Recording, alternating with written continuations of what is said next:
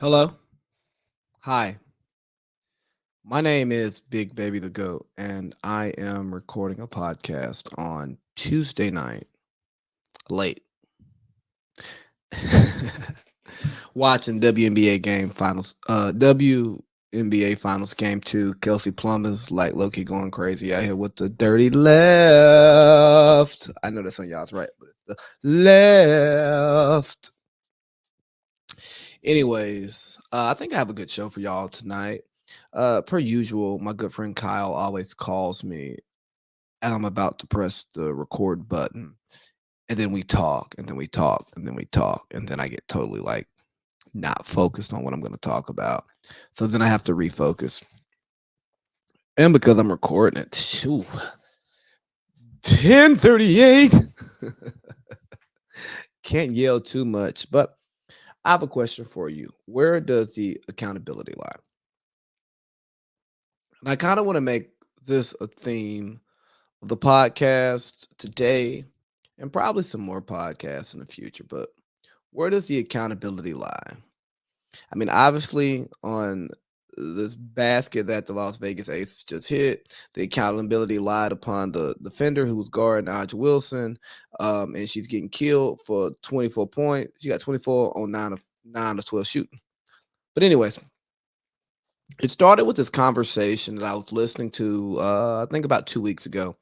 It was Joe Budden and his podcast crew, and they were talking to Adam 22.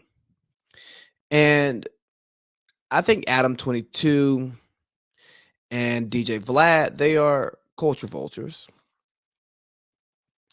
And not that they don't do some good work, I just think that they've thrust themselves into hip hop culture without having maybe the right feel for what the culture is and the people in the culture, right? It's like they come into the culture has allowed them to have loud voices without them being people who echo our sentiments inside of hip hop culture and black culture, right? And hip hop culture to me is a subsection of black culture. But y'all let these people become voices.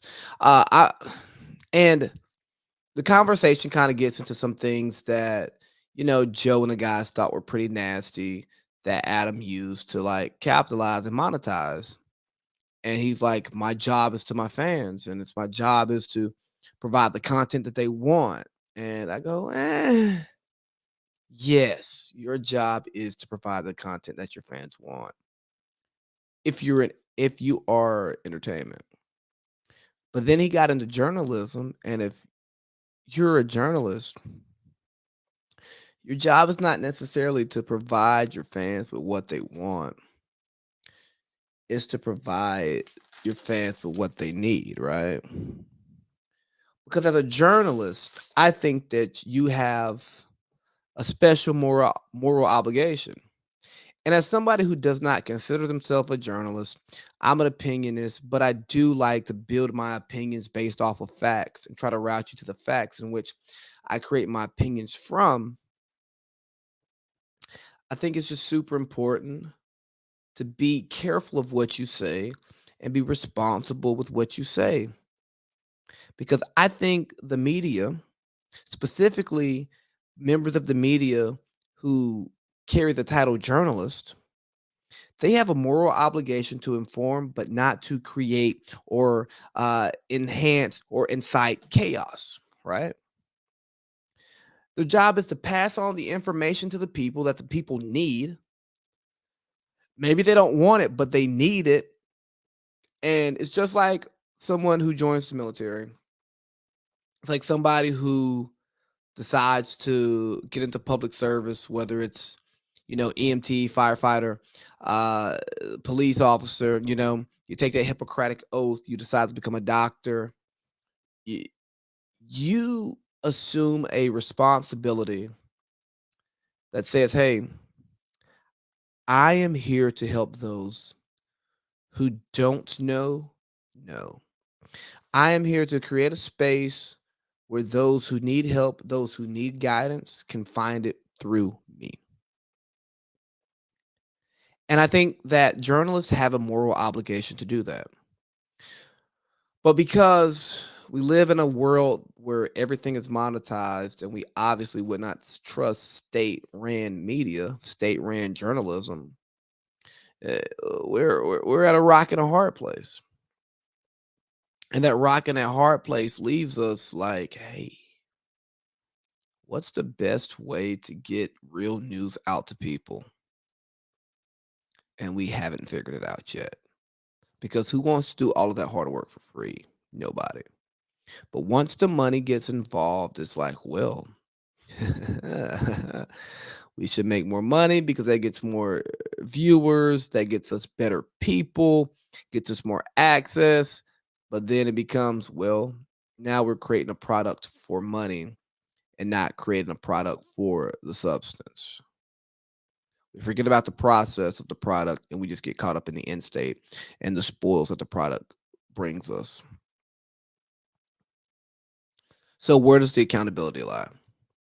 Because one of the biggest arguments that Joe and the guys had with Adam was they were like, "Hey, man, you shouldn't put these things out there, knowing that you shouldn't put these guys on your platform to talk about, their criminal lives or criminal activity because it could come back to haunt them. Or you got these guys out here who want to talk about their beef, and then the other side comes on and talks about their beef, and now you have more beef. And as the person who owns the platform, be res- you should take the initiative to stop that from happening if possible instead of inciting that chaos." He's like, "That's not my job. They say what they say, they do what they do, and I just host it." And I think that's dismissive. I think that's ignorant. And I go, there has to be a middle ground, right? Because if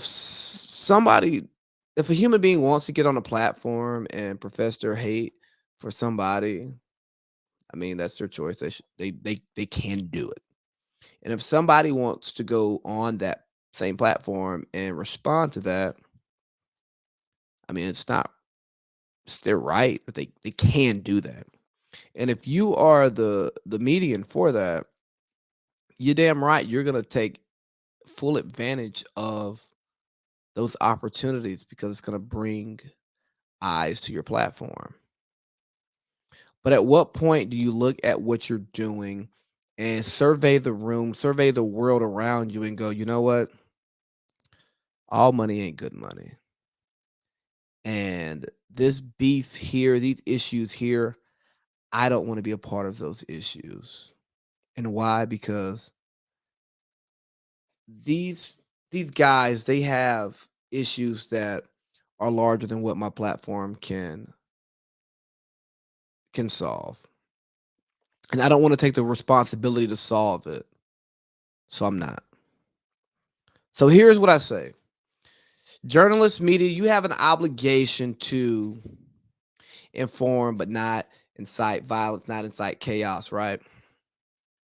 And here's what I'll say to you. If you're going to be open to having people on your platform to voice their thoughts, voice their opinions. If you're going to be open to having the people on the other side to come on and voice their thoughts and voice their opinions and possibly fan the flames of beef on your platform, then you need to be willing to mediate. You need to be willing to maybe not get them in the same room, get them on your platform to talk. No, maybe you can't do that, but maybe you need to get the people around them talking, having productive, fruitful conversations so that you say, hey, I see a problem. Me as a media guy, me as somebody who's taken the responsibility, accepted the responsibility to be, above just a common man, to report the news, to inform people, right? I'm going to take that the next step. I'm going to help be a solution to the problems that I could be a part of. And if you're not willing to do that, then maybe this media game's not for you. Maybe we should kick you out of the media. Maybe we should not allow you to come cover our culture and get rich off of it, but not have any empathy or sympathy for those who are actually being truly affected by it. And Those of us who choose to go to those places and talk to those people who don't care about us, maybe we should stop. And maybe their money will stop. Or maybe they'll go in a different direction. Or maybe they'll just leave. I don't know. But hell, what do I know? I'm just a big